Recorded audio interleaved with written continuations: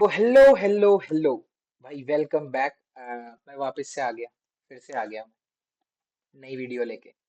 हाँ, मैं बहुत टाइम बाद आता हूँ, पर मैं फिर से आ गया हूँ अभी। तो अभी अपन बात करने वाले यार, ओपन एआई ने ओपन सोर्स चीज निकाल दी यार। ओपन एआई फाइनली डूइंग जो काम उसे बहुत पहले करना चाहिए था, बट ठीक है, it's good. Let's see. Open AI ने निकाला है भाई जीपीटी ओएसएस मॉडल। मैं भी बाकी के न्यूज वालों की तरह आ गया हूँ न्यूज लेके तुम्हारे पास कि जीपीटी ओएसएस आ गया है। 120 बिलियन का मॉडल है, 20 बिलियन एक 20 बिलियन का मॉडल है। नहीं, हम कुछ और ही बात करने वाले हैं। ठीक है, मैंने थोड़े बहुत नोट्स बनाए हैं। मैं ये नहीं बोल रहा कि मैं बिल्कुल एक्सप्लेन कर दूंगा सारी चीजें, क्योंकि वरना वीडियो फिर से मेरी 2 से ढाई घंटे की हो जाएगी, जो कि मैं चाहता नहीं हूँ, है ना। तो हम क्या करेंगे, हम ब्रीफ ब्रीफ रखेंगे। थोड़ी थोड़ी चीजें मैं तुम्हें बताता रहूंगा, इस मॉडल में क्या है, इसके मॉडल कार्ड में क्या क्या इन्फॉर्मेशन थी। काफी सही मॉडल कार्ड है। ठीक है। क्या क्या इन्फॉर्मेशन थी, कैसे कैसे चीजें हुई हैं। ठीक है, चलो बात करते हैं। तो जैसे कि अभी तक तुम्हें ऑलमोस्ट सबको पता चली गया होगा कि जीपीटी ओएसएस आ चुका है। और टिपिकली दो वेरिएंट्स में आया है। एक है तुम्हारा 120 बिलियन मॉडल, और एक है तुम्हारा 20 बिलियन मॉडल। दोनों ही मिक्सचर ऑफ एक्सपर्ट्स आर्किटेक्चर पे बेस्ड है। मिक्सचर ऑफ एक्सपर्ट्स क्या होता है, थोड़ी बहुत बात अपन कर लेंगे साथ साथ। ठीक है। तो ये वाला ब्लॉग पढ़ने से अच्छा कि भाई इसमें मैं तुम्हें देखूं कि भाई हाँ, क्या क्या क्या प्री ट्रेनिंग है, मॉडल आर्किटेक्चर क्या है, ये हम थोड़ा बहुत देख सकते हैं। कि जो मैं अभी तुम्हें बता रहा था, ये सब चीजें मैंने नोट्स में लिख रखी है, तो अपन सीधा नोट से देखेंगे। ये सब जो लिंक्स है मैं तुम्हें प्रोवाइड कर दूंगा। ठीक है। मैं नोट से इसलिए बोल रहा हूँ क्योंकि भाई वहां पे थोड़ा सा स्ट्रक्चर्ड रहता है ना। मैं भटकूंगा कम, मेरे भटकने की प्रोबेबिलिटी थोड़ी कम रहेगी वहां पे। वरना मैं भटक जाता हूँ पढ़ाते पढ़ाते। ठीक है। तो ये रहे अपने नोट्स। आई होप ये अच्छे से विजिबल है। ठीक है। तो कोर आर्किटेक्चर की बात करें तो अपने को पता है कि भाई दो टाइप के मॉडल्स रिलीज हुए हैं, दो वेरिएंट्स हैं। एक है तुम्हारा 120 बिलियन, जिसमें कि एक्चुअली में वो 120 बिलियन नहीं है, वो 116.83 समथिंग बिलियन था। जिसमें कि 5.1 कुछ एक्टिव एक्टिव पैरामीटर्स हैं। ठीक है। अभी एक्टिव पैरामीटर क्या होते हैं, ठीक है, धीरे धीरे बात करेंगे। बस अभी के लिए एक मैं न्यूज वाले की तरह बात करना चाहता हूँ थोड़ी देर। उसके बाद फिर मैं तुम्हें ढंग से थोड़ी चीजें बताऊंगा थोड़ी बहुत। ठीक है। 20 बिलियन मॉडल में क्या है भाई, एक्चुअली 21 बिलियन है, राउंड ऑफ करेंगे तो 20.9 बिलियन पैरामीटर्स है, जिसमें 3.6 एक्टिव पैरामीटर्स हैं पर टोकन। पर टोकन में क्यों बोल रहा हूँ, थोड़ी देर में अपन बात करते हैं। थोड़ी बहुत अगर इसकी कॉन्फ़िगरेशन की बात करें, जो कि तुम्हें थोड़ी सी ये एक्स्ट्रा इन्फॉर्मेशन लगेगी, है ना। मैं एक काम करता हूँ, अपने आप को मैं इस साइड कर देता हूँ, दूसरी साइड। ठीक है। तो आई होप, हाँ, अब थोड़ा ये नोट्स वाला पार्ट क्लियर है। ठीक है। हाँ, तो देखो लेयर कॉन्फ़िगरेशन की अब अगर अपन बात करते हैं, तो हमारे पास 120 बिलियन वाले में 36 लेयर्स हैं, 20 बिलियन में 24 लेयर्स हैं। अभी लेयर्स वेयर्स की बात यार आजकल कोई वैसे भी करता नहीं है ज्यादा, क्योंकि इतने बड़े बड़े मॉडल्स आ गए हैं, फलाना ढिमकाना। ठीक है। अब इसमें डिफरेंट डिफरेंट कंपोनेंट्स क्या हैं, अगर मैं तुम्हें हवे में मैंने बोल दिया कि 120 बिलियन है या 116 बिलियन है, तो इसमें डिफरेंट डिफरेंट चीजें क्या है, मॉडल में क्या क्या चीजें यूज हो रही हैं। तो पहले हम आते हैं मेन चीज पे, जो कि मिक्सचर ऑफ एक्सपर्ट्स है, जो कि तुम्हारा एमएलपी लेयर्स होती है। वो तुम्हारा मतलब मिला जुला के 120 में से 114 कुछ बिलियन उसी के पैरामीटर्स हैं। और तुम्हारा 20 बिलियन में से 19 is for the MLP layer itself. फिर तुम्हारा आ जाता है अटेंशन लेयर, उसके बाद आता है embed and embed. Embed and embed basically वही है तुम्हारा, कैसे जैसे कि तुम्हारे पास एक इनपुट टोकन्स आए, इनपुट वर्ड्स आते हैं, जो भी आते हैं उसको तुम फिर न्यूमेरिकल रिप्रेजेंटेशन में बदलते हो, वो एम्बेडिंग हो गई। फिर अनएम्बेडिंग मतलब कि वापस जो मॉडल की रिप्रेजेंटेशन है उसको तुम वापस एक प्रोबेबिलिस्टिक उसमें चेंज कर दो, तो वो अनएम्बेडिंग हो गई। अब ये दोनों ही इसमें 1.16 बिलियन है, जो कि ऑब्वियसली मतलब सेम ही होगा, क्योंकि वोकैबुलरी जो है मेनली क्या होता है, जब तुम टोकनाइजेशन करते हो ये सब करते हो, तो एक सेट ऑफ वोकैबुलरी, एक सेट ऑफ वर्ड्स यूज होते हैं। तो वो जो वोकैबुलरी है उसका साइज दोनों मॉडल्स के लिए सेम ही है। ठीक है। तो इसीलिए दोनों में ही सेम साइज के तुम्हारे एम्बेडिंग एंड एम्बेडिंग लेयर्स का साइज है। ठीक है। उसके बाद बात करें एक्टिव पैरामीटर्स। अब अगर मैं थोड़ा बहुत एमओई के आर्किटेक्चर की तरफ जाऊं, या एक्टिव पैरामीटर टोटल पैरामीटर में ऐसा क्या डिफरेंस है, तो एक्टिव पैरामीटर्स बेसिकली वो है कि जैसे सपोज करो कि तुम किसी भी कोई भी तुम टास्क परफॉर्म कर रहे हो, ठीक है, या किसी भी तुम अगर एक ऑफिस के अंदर घुसते हो, ठीक है, एक ऑफिस के अंदर घुसते हो, तो ऐसा नहीं है कि तुम्हें हर आदमी से काम होता है, राइट। कि एक ऑफिस में मान लो अगर 15 लोग काम करते हैं, तो ऐसा जरूरी नहीं है कि तुम्हें उन सारे 15 लोगों से काम होगा। तुम्हें क्या होगा कि हो सकता है एट मैक्स 2 3 4 5 6 एक पर्टिकुलर सेट ऑफ लोगों से काम हो, या सिर्फ एक आदमी से काम हो, राइट। तो एमओई भी अगर मैं बिल्कुल लेमैन टर्म्स में बात करूं, तो एक ऐसा ही आर्किटेक्चर है जिसमें कि तुम्हारे पास एक कंप्लीट सेट ऑफ एक्सपर्ट्स है, ठीक है। यहाँ पे पर्टिकुलरली शायद 120 बिलियन वाले में 128 कुछ है एक्सपर्ट्स पर लेयर, ऐसे कुछ है 128 एक्सपर्ट्स और समथिंग। तो इसमें क्या होगा कि ऐसा नहीं है कि सारे के सारे लोग एक बारी में तुम्हारे लिए एक्टिव हो जाते हैं, राइट? अगर तुम किसी ऑफिस में जाते हो तो सारे लोग उठ के तुम्हारे पास नहीं आ जाते हैं काम करने के लिए, है ना? तो क्या होता है, एक सेट ऑफ लोग आएंगे, कुछ सेट ऑफ लोग आते हैं जो तुम्हारी हेल्प करते हैं एक पर्टिकुलर टास्क को अचीव करने में। सेम चीज यहाँ पे भी अप्लाई होती है। अगर कोई भी एक टोकन आया, एक वर्ड आया, कोई भी इनपुट आया, तो उसमें एट वन पर्टिकुलर टाइम कुछ set of experts he active रहेंगे उस प्रॉब्लम को सॉल्व करने के लिए, राइट? सारे लोग इकट्ठे नहीं आ जाएंगे सर पे चढ़ के, अरे भाई कर दूंगा मैं। ऐसा कोई भी नहीं करेगा, ठीक है? क्योंकि बहुत बेसिक चीज है ये। अब देखो यहाँ पे क्या है कि यहाँ पे इन्होंने सेट किया है कि टॉप 4। तो इसके शायद थोड़े बहुत आगे अपनी कैलकुलेशन रहेगी, तो हम वो देखते हुए चलते हैं, ठीक है? हाँ, तो दोनों मॉडल्स के लिए हमारे पास टॉप 4 हम सिलेक्ट करेंगे कि भाई अब देखो अब चीजें कैसे चलती हैं। अब तुम कहोगे कि ये चीज सॉल्व कैसे हो रही है, मतलब, है ना? कि अगर मेरे पास इतने सारे एक्सपर्ट है तो कौन डिसाइड कर रहा है कि कौन से एक्सपर्ट के पास ये पर्टिकुलर प्रॉब्लम के लिए मुझे, या पर्टिकुलर टास्क के लिए मुझे जाना चाहिए, राइट? Fair question. तो क्या होता है, सिलेक्शन कैसे होता है, एक राउटर करके तुम्हारे पास एक अलग सा मॉडल होता है, ठीक है? मॉडल कह लो, उसके अंदर एक कंपोनेंट कह लो, इस पूरे आर्किटेक्चर का एक कंपोनेंट होता है राउटर, जो कि तुम्हारा क्या करता है, एक बहुत बेसिक सा मॉडल हो सकता है। यहाँ पे एक सिंपल लीनियर लेयर है, ठीक है?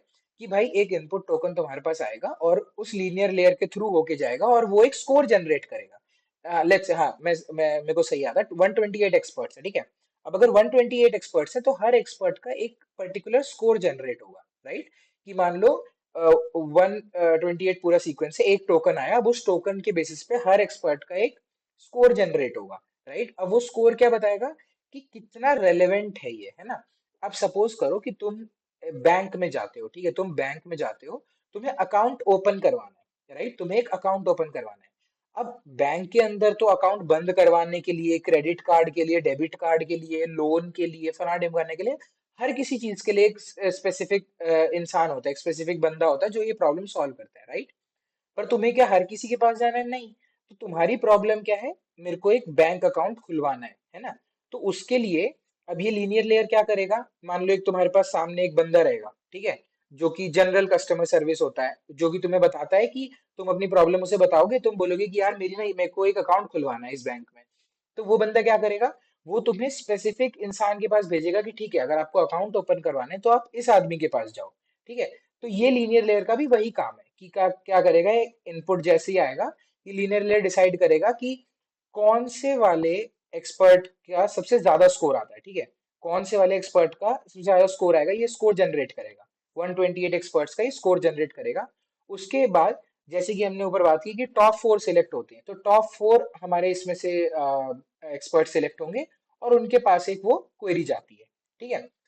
इजी, यहाँ पे तुम देख सकते हो, छोटा मोटा है, ठीक है? कि मतलब एक सारे एक्सपर्ट्स का एक स्कोर होगा, उसमें से तुम टॉप 4 चूज करोगे, फिर तुम उसमें सॉफ्ट मैक्स वगैरह लगाओगे, वही सम इक्वल टू 1 आएगा। ये सब चीजें, ठीक है? तो ये तुम्हारा सिलेक्शन मेथड है कि कैसे एक जनरल एमओई आर्किटेक्चर काम करता है, ठीक है? यहाँ पे भी वही बेसिक फंक्शनैलिटी है उसकी। एक्टिवेशन फंक्शन कौन से यूज हुआ है, तो गेटेड स्विग्लू यूज हुआ है। अब देखो स्विग्लू और गेटेड स्विग्लू में ऐसा कुछ, ऐसा नहीं है कि बहुत कुछ अतरंगी कर दिया है। क्या होता है कि कभी कभार क्या होता है कि तुम्हें इंफॉर्मेशन फ्लो को कंट्रोल करने के लिए, अब देखो तुम्हें लगेगा कि मैं टर्म फेंक के मार रहा हूँ, बट मैं हर चीज मतलब ऐसे इन डिटेल नहीं समझा सकता हूँ, ठीक है? तो इसके बारे में तुम थोड़ा बहुत पढ़ सकते हो, अगर तुम्हें चाहिए तो मैं आर्टिकल भी पिन कर सकता हूँ जिसमें इसको ढंग से एक्सप्लेन किया होगा, ठीक है? तो और यहाँ पे बहुत सारी अलग अलग टेक्निक्स है, जैसे क्लैंपिंग वगैरह है, ठीक है? थोड़ा लोड कम करने के लिए तुम्हारे पास रेसिडुअल कनेक्शन है। रेसिडुअल कनेक्शन बहुत पुराना कॉन्सेप्ट है, ऐसा नहीं कि इसमें नया आया है, बट यहाँ पे वो यूज हुआ है, ठीक है? अगर मैं अटेंशन मैकेनिज्म की डिजाइन की बात करूँ तो नॉर्मल तुम्हारा एमएचए है, तुम्हारा हाइब्रिड अटेंशन है। अब देखो अटेंशन सिंक करके कॉन्सेप्ट होता है, इसके बारे में भी तुम पढ़ सकते हो। मेरे को लग रहा है, मतलब ऐसा हो सकता है कि तुम्हें लगे कि मैं टर्म फेंक के मार रहा हूँ, बट ट्रस्ट मी, अगर मैं इसमें से एक भी टॉपिक अगर मैं समझाने लगूँ तो मुझे आधा घंटा और लग जाएगा, ठीक है? रोप है, यार्न है। यार्न क्या है बेसिकली, यार्न तुम अगर पढ़ना चाहो तो एक, मतलब उसका काफी सही पेपर है, तुम पढ़ सकते हो। इसका फुल फॉर्म बहुत फनी है कि येट अनदर रोप एक्सटेंशन टेक्निक। सो क्या होता है, रोप में एक रोप के अंदर एक कमी होती है, जितनी सीक्वेंस लेंथ के लिए ट्रेन हुआ है उससे ज्यादा अगर तुम यूज करना चाहो तो जनरलाइज नहीं करता है, ठीक है? ये एक बेसिक प्रॉब्लम है। तो उसको एक्सटेंड करने के लिए कि वो उससे ज्यादा सीक्वेंस लेंथ के लिए भी काम कर पाए, उसके लिए टेक्निक्स है, ठीक है। तो इस पेपर में आई थिंक यार काफी सही पेपर है, तुम पढ़ सकते हो।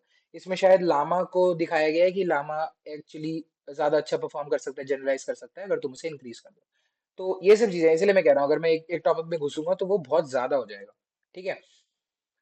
उसके बाद अपन अगर बात करें तो क्वांटाइजेशन पर आ जाते हैं, जो कि इसका one of the major thing है जो कि मार्केट की जा रही है, ठीक है। कि मतलब 120 बिलियन का मॉडल है, तुम 80 जीबी के जीपीयू में, और 20 बिलियन का मॉडल है, तुम 16 जीबी के जीपीयू या हार्डवेयर में फिट कर सकते हो इन्हें, ठीक है। अब इस सब का पॉइंट क्या है, अगर देखो तुम्हें क्वांटाइजेशन, स्पेसिफिक क्वांटाइजेशन जो यूज हुआ है वो MXFP4 है। अब ये एक आई थिंक ये एक ओपन सोर्स प्रोजेक्ट था जिसमें जहां से ये चीज आई है MXFP4। इसके बारे में एक बंदे ने काफी सही आर्टिकल लिखा है, मैं वो पिन कर दूंगा। अब इसमें क्या है कि बेसिकली तुम्हारा, इन्होंने क्या करा है कि जो भी तुम्हारे एमओई के वेट्स हैं, ठीक है, उन्हें काफी ज्यादा क्वांटाइज्ड कर दिया है। इसी वजह से मतलब ये बोला जा रहा है कि तुम 20 बिलियन के मॉडल को 16 जीबी के हार्डवेयर में फिट कर सकते हो, ठीक है। तो आई गेस अगर कुछ तो मैंने कैलकुलेशन करी थी, तो 4 बिट्स कुछ आता है पर पैरामीटर, ऐसे कुछ है, ठीक है। 4 बिट्स और समथिंग ऐसे कुछ करके आता है। मतलब एग्जैक्ट मेरे को पता नहीं है, मैं इसलिए कोट नहीं कर रहा हूँ। बट हाँ, 4 बिट्स कुछ करके इन्होंने इतना इतना FP4 में वही कि 4 पॉइंट समथिंग बिट्स में क्वांटाइज कर दिया है, ठीक है। तो इसीलिए ये इतने जैसे 20 बिलियन का मॉडल है वो 16 जीबी के उसमें फिट हो पा रहा है। तो आई गेस सैम ऑल्टमैन ने कहा था कि ये तुम्हारे फोन में फिट हो सकता है, बट पता नहीं कितने लोगों के पास 16 जीबी का फोन है। मतलब मेरे पास तो नहीं है, बट हाँ, मे बी कुछ लोगों के पास होगा। हाँ, तो देखो ये सारी क्वांटाइजेशन टेक्निक है जो इसका मतलब एक मेन सेलिंग पॉइंट भी था कि हम लोगों ने मॉडल ऐसे छोटा बना दिया, जिसकी वजह से ऑब्वियसली इसकी थोड़े परफॉर्मेंस की ऐसी तैसी हो गई है। अभी तक आई होप तुम लोगों ने कुछ कुछ वीडियोस चेक कर ली होंगी। मेरे पास भी कुछ कुछ सजेशंस हैं जो मैं शायद लिंक डाल दूंगा उसके, कि तुम उनकी वीडियोस जाके देख सकते हो थोड़ी बहुत, कि उन्होंने कुछ कुछ टेस्ट किए हैं इन इन मॉडल्स को, और तुम भी जाके टेस्ट कर सकते हो। मतलब तुम कोई भी एक टास्क सोचो, बहुत बेसिक सा हो सकता है, कि कॉम्प्लेक्स ज्यादा सोचने की जरूरत नहीं है। तुम एक बेसिक टास्क सोच सकते हो और तुम देख सकते हो कि वो उसे कैसे अकम्प्लिश कर रहा है। ऑब्वियसली ये रीजनिंग मॉडल है, ठीक है। तो तुम वो देख सकते हो कि ये उस टास्क को कैसे अकम्प्लिश कर रहा है, और उसके हिसाब से तुम जज कर सकते हो परफॉर्मेंस बेस्ड ऑन बाकी के जो ओपन सोर्स रीजनिंग मॉडल्स हैं, ठीक है, या क्लोज सोर्स भी हैं। तो तुम ट्राई आउट कर सकते हो, मतलब किसी के भी। इसलिए मेरे मेरे नोट्स में कहीं पे भी बेंचमार्क वाली बातें नहीं है, क्योंकि I don't believe in those benchmarks और समथिंग। काफी मेहनत से बनते हैं, नो डाउट, बहुत दिमाग लगता है, काफी चीजें होती हैं, बट मतलब आई डोंट पर्टिकुलरली ट्रस्ट कि मतलब अगर बेंचमार्क में किसी का 90% स्कोर है तो एक्चुअल यूज केस में या actual real life use case में भी वो काम आ सकता है, ठीक है। तो आई वुड हाईली सजेस्ट कि कभी भी अगर तुम्हें कोई भी मॉडल यूज करना है, चाहे वो ओपन सोर्स या क्लोज सोर्स है, ट्राई इट आउट, ट्राई करो, एक्सपेरिमेंटेशन करो कि तुम वो तुम्हारे स्पेसिफिक टास्क के लिए कैसा काम कर रहा है, ठीक है। तो यहाँ पे भी मैं तुम्हें सेम ही चीज बोलूंगा कि ट्राई इट आउट, जाके ट्राई करो। हगिंग फेस, तुम इनके हगिंग फेस पेज पे जा सकते हो, वहां पे तुम ट्राई कर सकते हो। एंड आई थिंक सेरिब्रस वगैरह है, I am not sure if they are free. वो लोग इन्फ्लुएंस ऑप्टिमाइजेशन ये सब पे काम करते हैं, उनको भी तुम ट्राई कर सकते हो, ठीक है। अब अगर मैं बात करूँ डेटा सेट और टोकनाइजेशन, तो टोकनाइजेशन इज प्रिटी सिंपल, जो कि ओपन सोर्स भी है। तुम आई थिंक अगर तुमने टिक टोकन ये सब यूज किया है तो तुम्हें पता होगा। तो ये हारमनी करके जो है, ये इनका एक चैट टेम्पलेट है बेसिकली, ठीक है। ये एक टाइप का चैट टेम्पलेट है जिसपे ये वाला मॉडल भी उसी उस पे मतलब ट्रेन हुआ है, ठीक है। तो जैसे कि देख सकते हो, and this model is not multi modal. Data set में तुम देख सकते हो सिर्फ टेक्स्ट ओनली टोकन्स हैं, ठीक है। ट्रिलियंस ऑफ टोकन्स हैं, ऑब्वियसली इतना बड़ा मॉडल है, ठीक है। फोकस मेन 3 चीजों पे किया है, स्टेम टास्क पे, कोडिंग टास्क पे, और जनरल नॉलेज टास्क पे। इसका I think knowledge cut off is June 24 और समथिंग। एक बार मतलब चेक कर लेना, मैं मेरे को वो काफी चीजें याद नहीं रहती। June 24 और something is the knowledge cut off, ठीक है। सेफ्टी फिल्टरिंग है, सेफ्टी फिल्टरिंग के बारे में तुम पढ़ भी सकते हो, ठीक है। इट्स क्वाइट मतलब वो इंडस्ट्री स्टैंडर्ड टाइप है कि ये काफी लोग ये चीजें यूज करते ही हैं, ठीक है। अब अगर अपन पोस्ट ट्रेनिंग पे आते हैं, तो पोस्ट ट्रेनिंग इज सिंपल, कि तुम्हारा किस किस चीज के लिए इन्होंने ट्रेन किया है। अब क्योंकि मतलब आई गेस GPT-5 के डिले के लिए भी सैम ऑल्टमैन ने ये चीजें बोली थी कि अब एजेंट्स और एजेंटिक एप्लीकेशन इन सब का बहुत ज्यादा यूज केस बढ़ता जा रहा है। तो इसीलिए उन्होंने इस वाले मॉडल की भी पोस्ट ट्रेनिंग और ये सब जो करी है, वो टूल इंटीग्रेशन और तुम्हारा रीजनिंग और तुम्हारा एक पर्टिकुलर टाइप का चेन ऑफ थॉट आरएल, ठीक है, चेन ऑफ थॉट आरएल पे करी है, जो कि अभी काफी मतलब ऑलमोस्ट सारे लोग यही सब कर रहे हैं, ठीक है। इसमें तुम यूज करते टाइम इसे रीजनिंग लेवल्स डिफाइन कर सकते हो, लो मीडियम हाई पे, ठीक है। उनका अगर तुम मॉडल कार्ड पढ़ोगे तो वहाँ पे कुछ कुछ चैट टेम्पलेट्स भी दिए हुए हैं, मैं दिखा भी दूंगा, ठीक है। और टूल इंटीग्रेशंस, तो इन तीन टाइप्स ऑफ टूल इंटीग्रेशन पे इसकी पोस्ट ट्रेनिंग हुई है कि मतलब ये इन तीन टूल्स का अच्छे से यूज कर पाए, ठीक है। वेब बेस्ड है, वेब सर्च और ये सब, पाइथन एग्जीक्यूशन है, जुपिटर नोटबुक बेस्ड है आई गेस ये, और तुम्हारा नॉर्मल फंक्शन कॉलिंग, ठीक है। हार्मनी चैट फॉर्मेट ही मैंने तुम्हें बता दिया था। लेट मी शो यू, एक मेरे पास अगर मैं वो वेब पेज से तुम्हें एग्जांपल दिखा सकता हूँ। हाँ, तो तुम यहाँ पे देख सकते हो जो इनके मॉडल कार्ड में भी मेंशन है, अपेंडिक्स 1 में अगर तुम जाओगे तो यहाँ पे देख सकते हो तुम रीजनिंग लो करके डिफाइन कर रखी है, और ये तुम्हारा एक टाइप का यही हार्मनी फॉर्मेट है जो चैट टेम्पलेट की जिसकी मैं बात कर रहा था। तो यहाँ पे तुम देख सकते हो कि ये नॉर्मल तुम्हारे टोकन्स वगैरह हैं, ये स्टार्ट मैसेज और ये सब, ठीक है। और यहाँ पे रीजनिंग डिफाइन कर रखी है लो। नॉलेज कट ऑफ, हाँ ये रहा, जून 2024 ही है, ठीक है। ये मे भी एक एग्जांपल ही है सिंपल। तो यहाँ पे तुम देख सकते हो कि कैसे वो एक बेसिकली एक टूल कॉल कर रहा है, मेनली वेदर वेदर के लिए है शायद, है ना, फेराइट, हाँ, asking for weather in SF, ठीक है। तो मेनली वेदर के लिए ये टूल कॉलिंग कर रहा है।